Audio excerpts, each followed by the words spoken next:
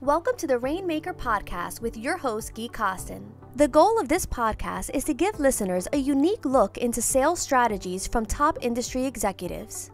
We introduce you to the heads of sales and heads of distribution who will help you understand the inner workings of the successful sales organizations from philosophy to execution. This podcast is essential for sales professionals seeking wisdom from the best in the field. If you're not familiar with Dakota and their Dakota Rainmaker content, please check out dakota.com to learn more about their services. This episode is brought to you by Dakota Marketplace. Are you tired of constantly jumping between multiple databases and channels to find the right investment opportunities? Introducing Dakota Marketplace, the comprehensive institutional and intermediate database built by fundraisers for fundraisers. With Dakota Marketplace, you'll have access to all channels and asset classes in one place, saving you time and streamlining your fundraising process. Say goodbye to the frustration of searching through multiple databases, websites, Form ADVs, and say hello to a seamless and efficient fundraising experience. Sign up now and see the difference Dakota Marketplace can make for you. Visit dakota.com/Dakota-Marketplace today. Hello, everyone, and welcome to this next edition of Rainmaker Podcast. I am Dan DiDomenico, president of Dakota, and I am thrilled to have here in the studio with us from Denver, Colorado, we have Frank Riccio. Frank Riccio is the head of U.S. Wealth Solutions Sales and Strategic Relationships at First Eagle Investments, where he's responsible for the daily operations of the U.S. Wealth Solutions team and leading the retail operating committee. Frank has more than 20 years of experience in sales leadership. Prior to joining First Eagle in November 2023, he was executive vice president and head of field sales at PIMCO. Before that, he was senior vice president at Allianz Global Investors. Frank earned his BS in business administration from the University of North Carolina at Chapel Hill and holds the CFA designation. This promises to be just another fantastic conversation as we unearth additional best practices and we hear from another seasoned veteran, a leader within our industry. You know, Frank, I'll tell you what has been such tremendous feedback that we continue to get is that even as we all evolve in our careers, being able to hear from those that are so successful within our industry, just to continue to evolve ourselves personally, it's been tremendous. So we are so grateful for you to be here in the studio. Welcome to Philadelphia. Happy to be here. And I am a listener, so I'm definitely getting a lot out of the Rainmaker experience. I'm a listener as well. I mean, honestly, what Guy has done and created and where I am able to and so privileged and honored to be able to interview people like yourselves. I get so much out of these conversations. So we're very much looking forward to it. Before we dive in and before we start to get to all the details of the conversation, maybe just start a little bit and share with us about your background. Sure. And maybe introduce, for those who don't know, I mean, most of us do know First Eagle, but for those of us who don't know, maybe you can just give us a few of the highlights of the firm as well. Sure, happy to. Just by way of background, 24 years in the industry, 23 of those with the Allianz and PIMCO organization, starting in product management, 10-year career in wholesaling, 8 years of sales leadership experience. Joined First Eagle last year in November to essentially lead the U.S. Wealth Solutions business day to day, along with our operating committee and our senior leadership team. 11 months in the seat, definitely a nice continuation from my last role at PIMCO, which was head of field sales, and exciting time to be leading a team of sales professionals in our industry for sure. Fantastic. Well, we're going to be drawing on all of your experiences here, but make sure it's a little bit of an overview of First Eagle for us as well. Yeah. So we're a privately held asset manager based in New York, $140 billion in assets under management. We currently have 5 investment teams. Everything we do is centered around active management. The history of the firm goes back to 1864. Originally a collection of family businesses, found its footing in merchant banking, started managing outside money in the 60s. And the big bellwether moment for our business was the late 90s when we purchased the Sojin funds. And this was where First Eagle Global, Overseas, and the Gold Fund came into the First Eagle umbrella from Sojin, that's Societe Generale. Those were managed by Jean-Marie Eviard. He's a veteran global value investor. Those products really got their footing in the wealth management business in the early 2000s. They did really well through the tech wreck, did well through the global financial crisis, created a lot of client loyalty just for how resilient those portfolios were over multiple market cycles. The last 6 years, it's been a period of acquisitions, build outs, and lift outs to find management teams that we think complement what Global Value is known for in the marketplace. So think small cap, municipal bond investing, and then 2 acquisitions to really give us the full suite of private credit investments. And it's really all hung around this idea of resilient wealth creation. And you think about a 160-year-old company that's protected the family's wealth, protected investors' wealth.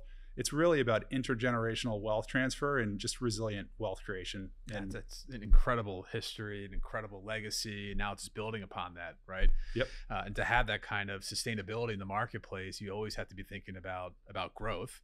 But at the same time, the legacy, the core for First Eagle sounds like it's been how to protect, how to preserve, and how to grow through multiple market cycles. And we're certainly in periods of volatility and disruption. We saw that more recently, and who knows what's around the corner.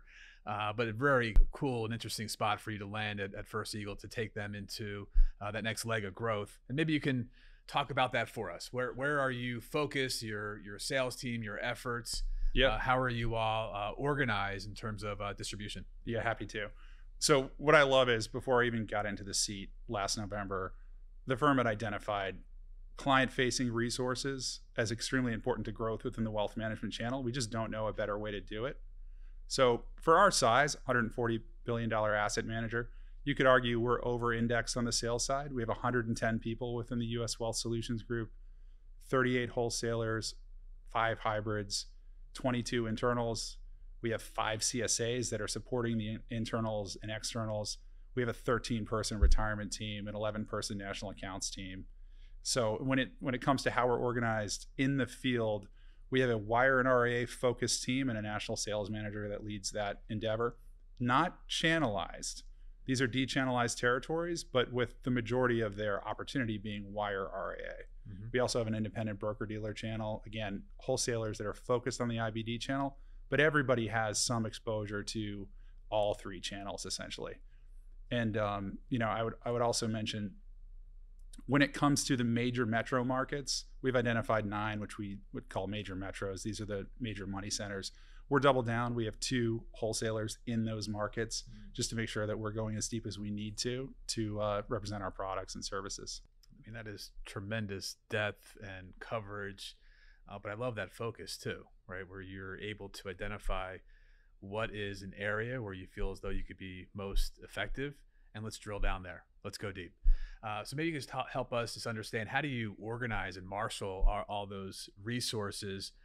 I'm sure there's a very clear sales process at First Eagle, one that you're have implemented. I'm sure from your prior experiences that you've brought over, there may have already been a process in place, but just share a little bit about how you cover those end channels. Yeah, great structure, great process in place. I'll start just big picture in terms of, we want to have a strategy for our business that can take us out multiple years. And so we start every year considering, what are the industry trends? What are our clients telling us? How does that match up with market sentiment? And where can we really lean coming into that next year? So that's what helps us set our sales goals across different initiatives, different products, different vehicles. We're definitely on the path of vehicle diversification when it comes to our business. That's going to trickle down to sales goals for the wire team, for the IBD team, and for national accounts. Our national accounts team also has specific sales goals. That's going to trickle down into territory goals. It's also going to trickle down into, what are our objectives in terms of platform placement, and then what is our plan for getting those products that we place on a platform to scale in the marketplace. We're also going to make sure that we have data delivered to every wholesaler so that they can act upon those opportunities in a meaningful way in their territory. And that when they're walking into a meeting, they're not asking the questions that could be answered by data or website search, et cetera. And I'm a big proponent of allowing, if you hire the right people, allow their skill, allow their market acumen, allow their business acumen to take over at that point.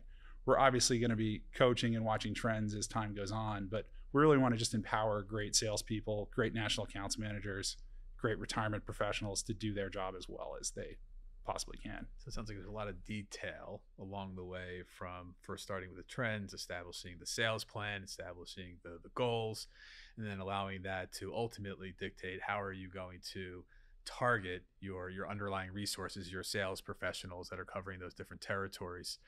Along the way, I'm sure there's a lot of collaboration. Maybe you could talk through what is that communication regimen that you have with your team. Just make sure that you're staying on target and that you're showing progress against those goals. Yeah, so we have the daily sales reporting that I think everybody has. We also get a little bit more granular than some firms may in terms of us providing on a daily basis everyone's progress against strategic initiatives, against their overall sales goal, and then any secondary sales goals that are set. And that's communicated across the team. So everyone's getting a look at progress. If there's someone that's breaking out to the upside, we want calls to be made between the team. So it's a self-sustaining organism in that way.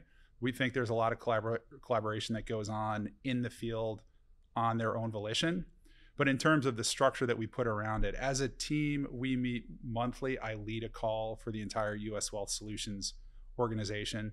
Our wire team, IBD team, national accounts team, and retirement sales teams run calls essentially every other week, focused on their specific areas and the resources they need to bring to bear for their specific teams.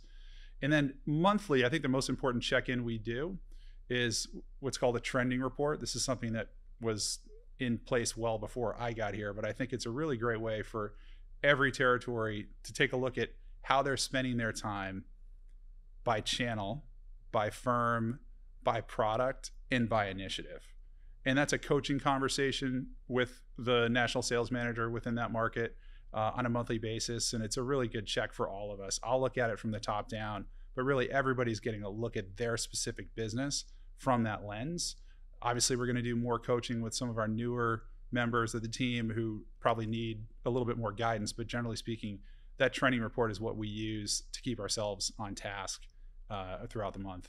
Interesting. I love that concept of bringing everybody together. Let's hear each other's success. You're going to have different people leading that, it sounds like, depending on what the topic may be.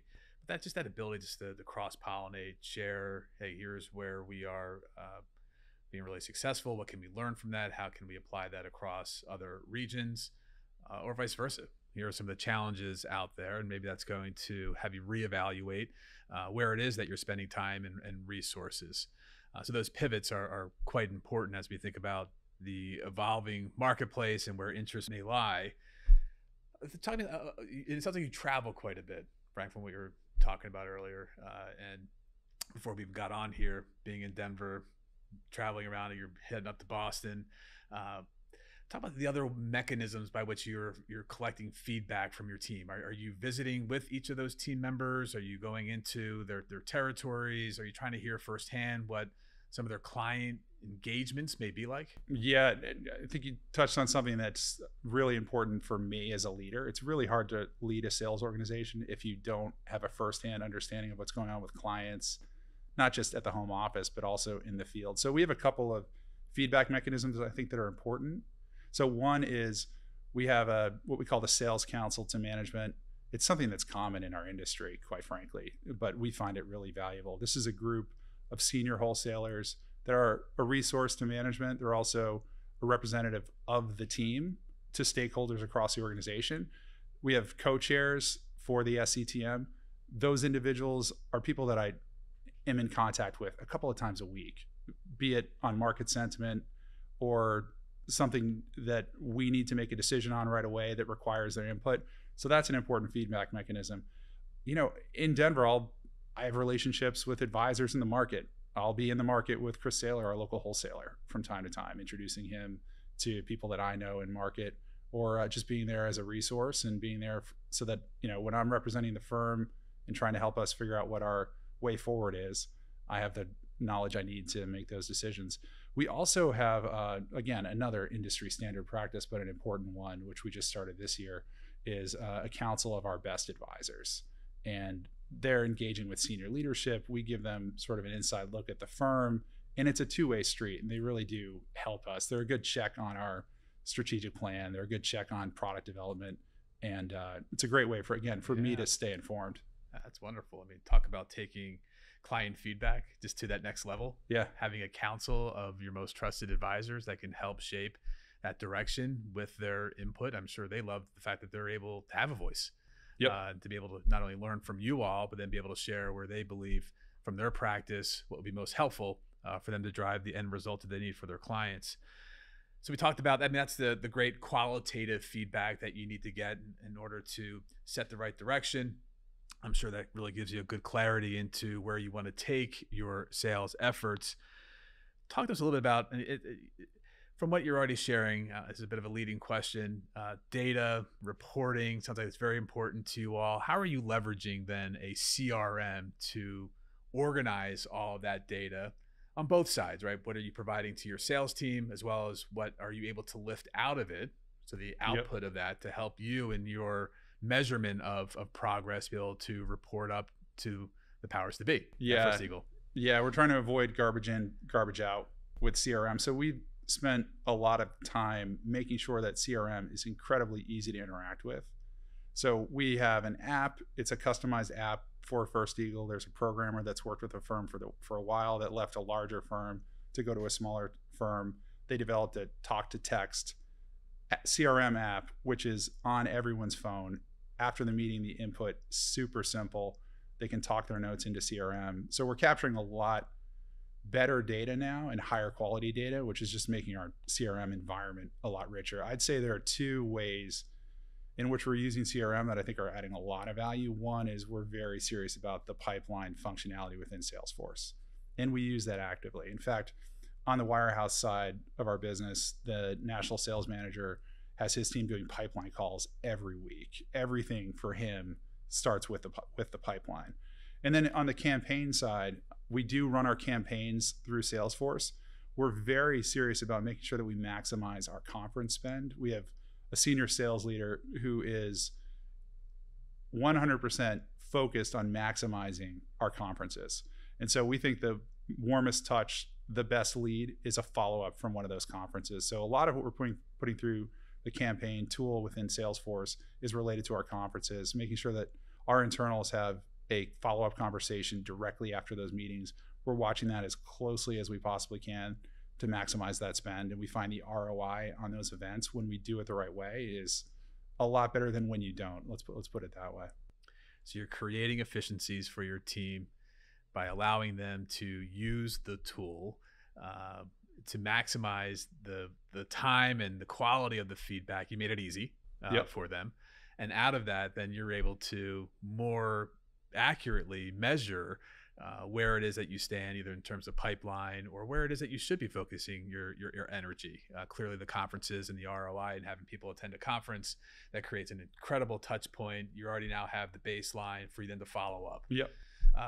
What is that interaction between the externals, the internals? I think it has a few hybrids as well. How does that work at First Eagle? You know, I'll just pick back up on something I think is important from your last question. I failed to mention. One would be just a quick example from today. So we have all of our pipeline and campaign information that feeds into the keyword section of Salesforce. So if we're ever going to make a call to an advisor, all of that's lined up right next to the CRM entry. And so that makes sure that every conversation we have with an advisor is as live as it possibly can, includes the most recent information, and can lead directly to a sale. And we had a great example of that this week with one of our new product initiatives with an advisor we hadn't met with before.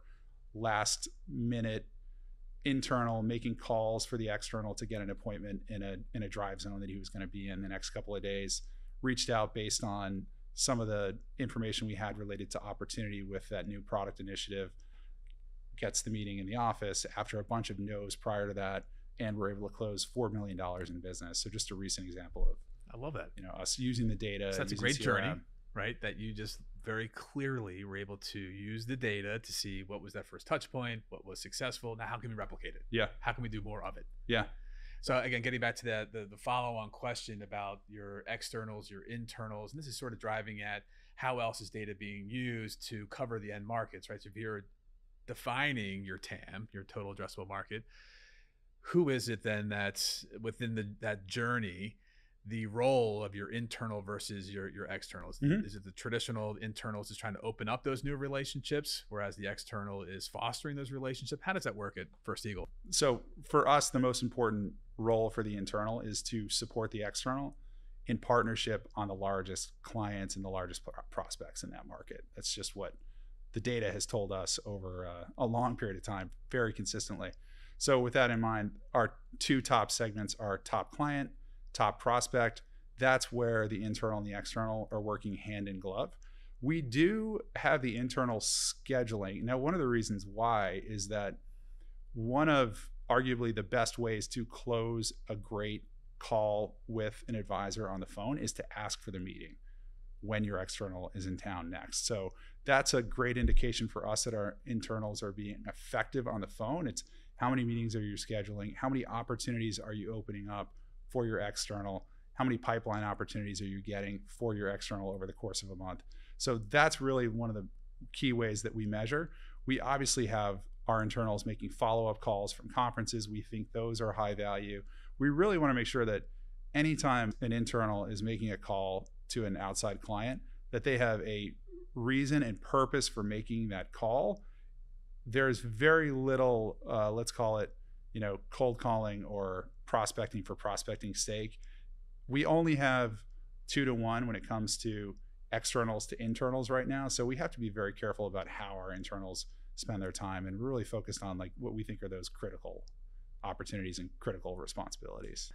Makes a lot of sense. And, and I think this is likely where, and I'll make the assumption that you're going to tell me, right, what you've been able to learn over the course of your career. You've done this job, right? I think that probably very likely commands a lot of respect and credibility as you step into this position. As you mentioned, you've been now with First Eagle for 11 months.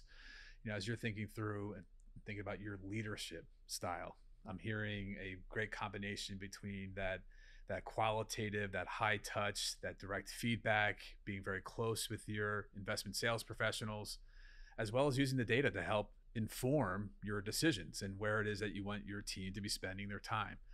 But just talk a little bit about that leadership style, some of the influences you've had over the course of your career, and I'm sure drawing a lot of the positives of what you've had in your career, and how can you apply that here to your current position? Yeah, one of the things that I say, not that frequently, but I do say it from time to time, is like we're all in sales within the U.S. Wealth Solutions organization. So even if you're not in a direct client-facing role, you have to think about the end client. You have to be a salesman in terms of how you approach your job. If we're all leaning in the same direction and we're all grabbing an oar versus sitting in the boat, we're just going to be more effective. So in my view, you can't be a passive observer of the business and just make business decisions. You have to be an active participant in the business. You have to model the right behavior. I try to do that every day as best I can. In terms of leaders that have influenced me, look, when you're in the field, you have a lot of windshield time. It's easy to ruminate. It's easy to call somebody to complain. You have to resist that temptation to complain, but what you need is a leader who's direct and transparent with you. And I try to be as best I can. If I don't have a perfect answer, I'm going to let them know. If there's a possibility that the outcome isn't exactly what they're looking for, I'm going to let them know that too. So I try to be as direct and transparent as I can be. I've been in their shoes before. The last thing you want to do with a distributed sales team is to obfuscate, and I try not to. So, taking the direct approach, being transparent, wearing the sales hat, culture can do a lot of heavy lifting for you if you focus on it and you model the right traits. And, I try to do that as best I can. And it's refreshing. It's healthy. It fosters the right type of relationship that you're going to have with your underlying sales team, because you want that type of collaboration. You want that type of back and forth. Yeah. And I'm sure, again, because of the fact that you were in their shoes, you have done the job. The leaders that you've worked for in the past, the ones that helped you become successful, that's what you're providing to your team. Yeah. So I'm sure that comes through very clearly. And something that, when we, even at Dakota, how we have structured our organization, very similar to you. What we're talking about right now is you want to be active in the process. We all have challenges that we have to face, but how can we break them down? What obstacles can we take away from the investment sales team so they can purely focus on the job, which is developing and driving relationships? And that's really what we can control in our day-to-day. So it just sounds like from what you've learned to what now you're applying in that leadership position, it's going to go a long way here in being effective and continue to grow at First Eagle. We have a wide audience who typically accesses these podcasts, and one of the questions that I love to ask, because there's a lot of young people that get the opportunity to listen to somebody that is and has been so successful in their role and their career, that are trying to crack into our industry. Take yourself back to those early days and to where you are today, and thinking and reflecting on your own personal journey. What advice would you have for them as they embark in developing certain skill sets to become effective in what we do? Okay, I'm going to give a very specific answer to this question. Start out on the sales desk at First Eagle or another great asset manager. Look, I think it's a great place to get your footing in the industry. My advice would be take advantage of every opportunity. When you're on a desk, the access that you get to PMs, to product management, to national accounts, to other part of the organization is unlike any other role within asset management, at least in my experience. Take advantage of the accreditations that are offered to you. If there's educational opportunities, take advantage of it. Raise your hand for opportunities. And then just from a mindset perspective, I hinted at this earlier, which is, surround yourself with people that are positive, that are good at figuring out what they can control. And my best advice is control what you can control. Take advantage of every opportunity that comes your way.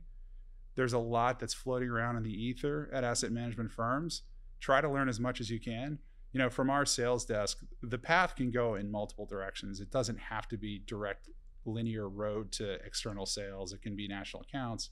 It could be product management. It could be portfolio management. It's such a great jumping off point.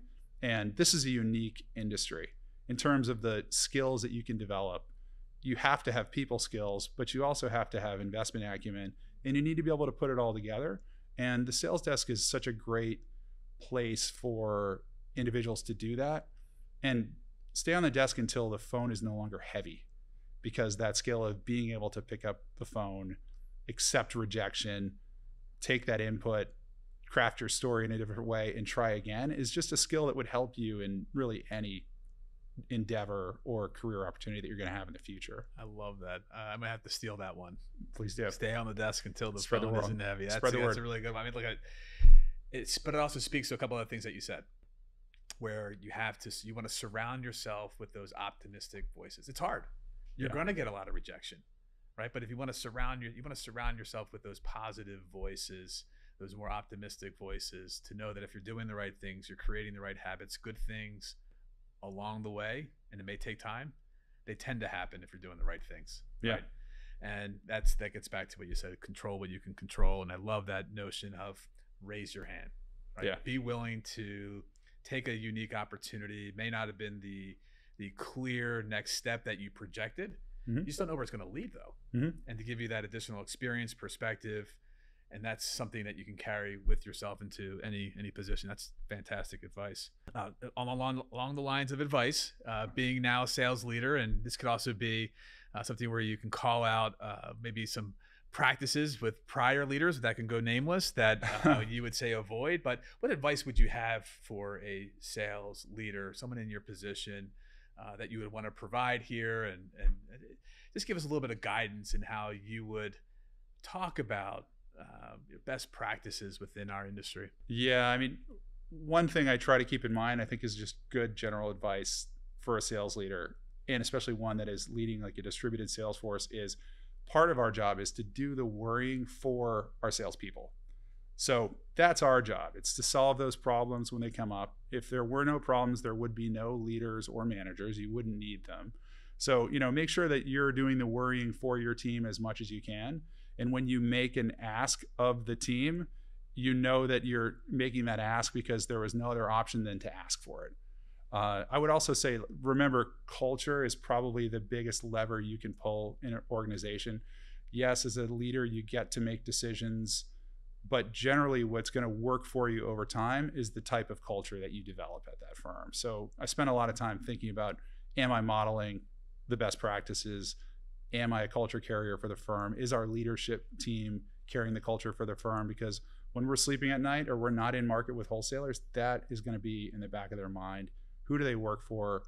what kind of culture are they representing? And we take pride at First Eagle in making sure that our culture is as strong as it possibly can be for our clients, for our employees, and just for the future of the firm. Yeah, it's fantastic. Again, I love that. We're going to take care of, we're going to worry for you, right? And thinking about what those challenges may be by staying so close to your investment sales team.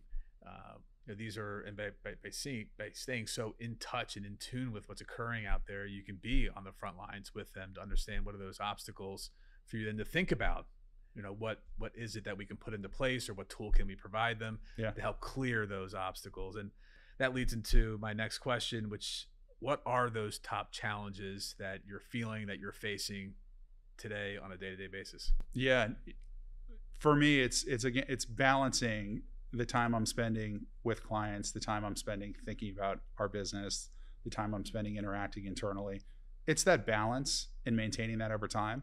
I think the thing that we as managers want to spend a lot more time doing than we think we do is spending time on getting the right people in the door at the firm. So the people you hire, if you hire good people, you can have a mediocre sales plan. The market can go against you.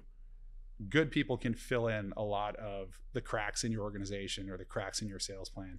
So keeping the focus on always recruiting, networking, meeting new people, making sure you're building a talent pipeline for the organization, both externally and internally, is just so important to the business. It's a people business. And I think sometimes keeping your focus on making sure the culture is where it should be, making sure you're creating a career track for your employees, you're rewarding them properly, and you're hiring the right people is, I think, the special sauce to really any successful sales organization. Yeah, I mean, that's the growth mindset, right? And not staying static, not being complacent, always thinking about different ways and new ways to improve, to enhance the networking aspect, and just making sure that you're surrounding yourself with the right people, being that culture carrier, identifying those that are gonna connect. I mean, Frank, everything that you've shared, it's very clear as to why you've been so successful and how you've gotten to this important seat at First Eagle. And I have a lot of confidence and belief that you're going to continue to be quite successful. And First Eagle's very fortunate to have you in that seat for that next leg of growth, for the next 100 years plus of the firm's growth and important initiatives. Frank, I can't thank you enough for spending the time out of your busy schedule as you're traveling around the country, away from the family. We know how precious time is out on the road. We're so grateful for you to be here today with us in the studio. You've shared a tremendous amount, very generous with your insights and your thoughts and your advice. So thank you very much for being here on the Rainmaker Podcast. Appreciate it, Dan. Thank you. Thanks, Frank. Disclosures. The opinions expressed are not necessarily those of the firm and are subject to change based on market and other conditions. These materials are provided for informational purposes only. These opinions are not intended to be a forecast of future events, a guarantee of future results, or investment advice. Any statistics contained herein have been obtained from sources believed to be reliable, but the accuracy of this information cannot be guaranteed. The views expressed herein may change at any time subsequent to the date of issue hereof. The information provided is not to be construed as a recommendation or an offer to buy or sell, or the solicitation of an offer to buy or sell any security. First Eagle Investments assets under management as of September 30th, 2024. All investments involve the risk of loss of principal. Diversification does not guarantee investment returns and does not eliminate the risk of loss. Past performance is not indicative of future results. Risk disclosures. There are risks associated with investing in securities of foreign countries, such as erratic market conditions, economic and political instability, and fluctuations in currency exchange rates. A principal risk of investing in value stocks is that the price of the security may not approach its anticipated value or may decline in value. Value investments as a category or entire industries or sectors associated with such investments may lose favor with investors as compared to those that are more growth-oriented.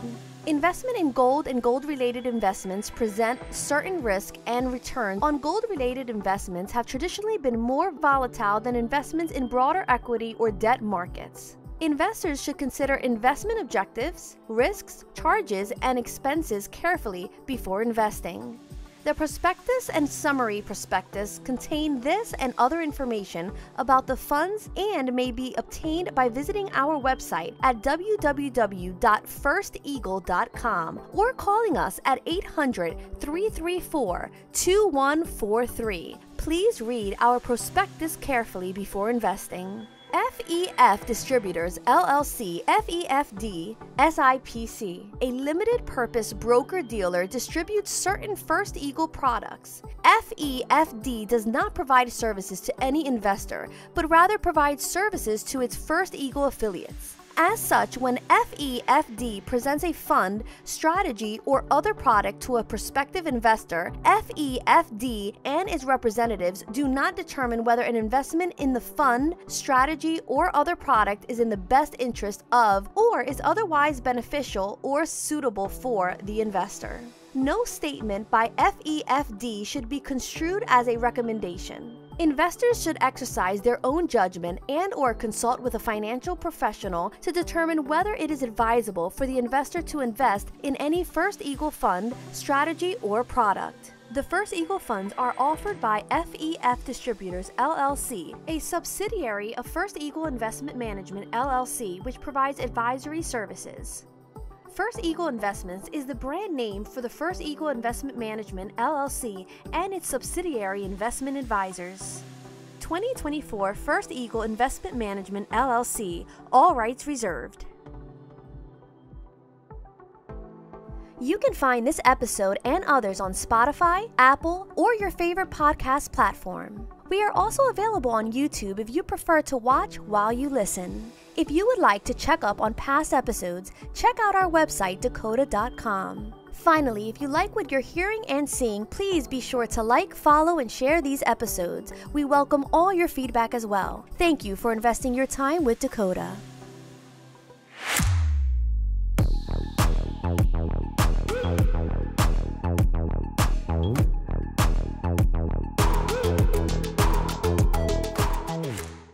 Hey, thanks so much for joining Rainmaker Podcast. Hope you enjoyed the show, enjoyed the interview. I know I loved it.